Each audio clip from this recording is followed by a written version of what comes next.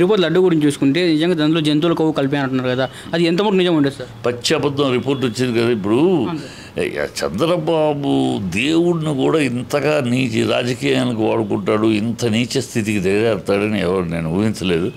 ఏం చేస్తాడు, క్షుద్ర రాజకీయాలు, తిమ్మిన రాజకీయాలు చేస్తాడు. దేవుడిని కూడా వాడుకుని ఇంత దౌర్భాగ్యానికి దిగజారుతాడని కళ్ళ కూడా ఊహించాల. ఏమంటారంటే ఈ తిరుపతి జోలికి వెళ్ళాడు కాబట్టి రాజశేఖర్ని చంపేసినారు దేవుడు, ఇప్పుడు నువ్వు వెళ్ళావు కాబట్టి తిరుపతి జోలికి నీ 11 సీట్లు వచ్చాయంటున్నావు కదా. ఇప్పుడు అవి సావటాలు బెరటలు కదా అనేది దాంట్లో ఒక నిర్దిష్టమైన విధానం ఉంది. ముందు ఆ ఎన్డీడీఏ సర్టిఫికేట్ వస్తే కానీ ఆ బండి లోపలికి రాదు. వచ్చిన తర్వాత 3 శాంపిల్స్ తీస్తారు. ఒక్కొక్క బండి నుంచి 3 శాంపిల్స్ తీస్తారు.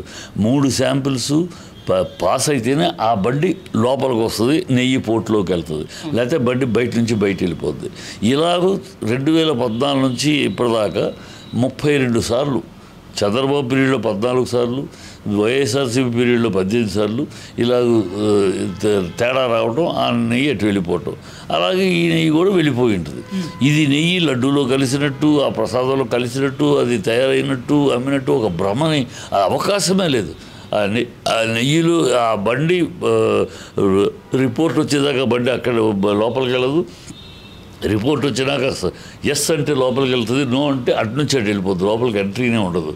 అది ఇన్ని సంవత్సరాలుగా జరుగుతున్న నిర్దిష్టమైన విధానం. అది చంద్రబాబు ఎక్కడి నుంచి తీసుకొచ్చి ఏదో తీసుకొచ్చి ఈ జూలైలో జూలైలో వచ్చింది. జూలైలో ఎవరు ప్రభుత్వం ఉంది?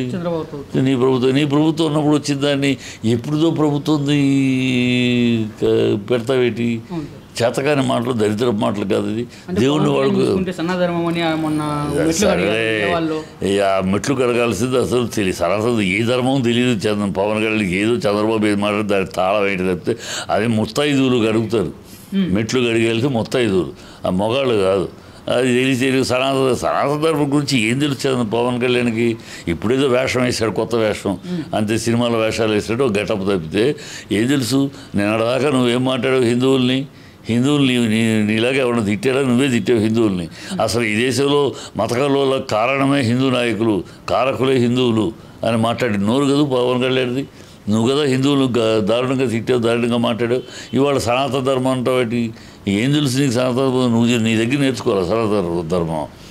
పిచ్చుకో ఎప్పుడో కొత్త గెటప్ అంతే. ఇప్పుడు మూవీలో కార్తీక్ గాని కూడా చెప్పారు కదా, మీరు లడ్డు గురించి మాట్లాడకండి రాంగ్ అని. అదే ఏమన్నాడు కార్తీక్? ఏమన్నా తప్పు అన్నాడా? సెన్సిటివ్ వద్దన్నాడు. దాన్ని ఏదో పెద్ద ఆవేశం చూపించేసి సనాతన ధర్మం, పిచ్చి వేషాలు వేసి జనాలు ఏదో మభ్య పెడదామని తప్పితే ఎందుకంత ఆవేశం? ఏం తప్పు, ఎవరు తప్పు, ఏం తప్పు మాట్లాడాడు? ఈవెన్ ప్రకాష్ రాజు ఏం మాట్లాడాడు?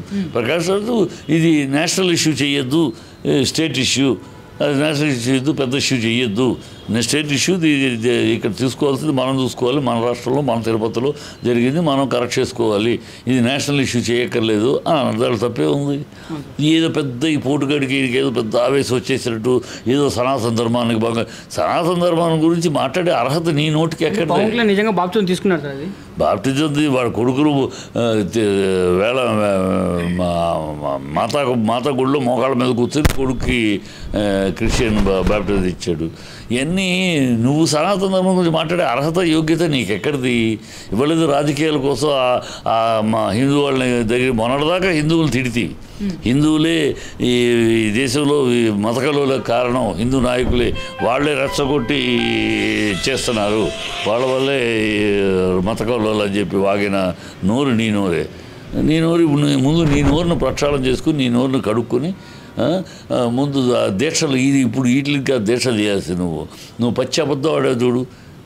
32,000 అమ్మాయిలు తప్పిపోయారు, వాళ్ళు వేశ్య గృహాలకు అమ్మేశారు అని పచ్చి అబద్ధం, సిగ్గు సరం లేకుండా అబద్ధం ఆడావు కదా. అది అబద్ధం తేలింది కదా పార్లమెంట్లోనే. ఇప్పుడైనా సిగ్గు వచ్చి సిగ్గు వేసుకుని చంపలు వేసుకొని ప్రజల ముందు క్షమాపణ చెప్పాలి. దానికి ప్రాయశ్చిత్త దీక్ష చేయాలి. ఇంత అబద్ధం ఆడాను ఆడబిడ్డల మీద, ఇంత అబద్ధం ఆడాను, దానికి ప్రాయశ్చిత్తం చేయాలి. నీ హయాంలో కాదా క్రిస్టియన్స్ని ఉద్యోగంలో పెట్టావు? ఇవాళ నీ హయాంలో కాదా వగలపూడి హరిత క్రిస్టియన్ కాదా? మరి క్రిస్టియన్ నా జేబులో ఎప్పుడు బైబిల్ ఉంటుంది, నా బ్యాగులో బైబిల్ ఉంటుంది, మరి ఆవిడ ఎందుకు మంత్రిగా పెట్టావు? ఈ పిచ్చి వాగులు బుద్ధి జ్ఞానాలుగా నోటికి వచ్చి ఏది పడితే అది మాట్లాడేట్టు చిల్లర మాటలు అది.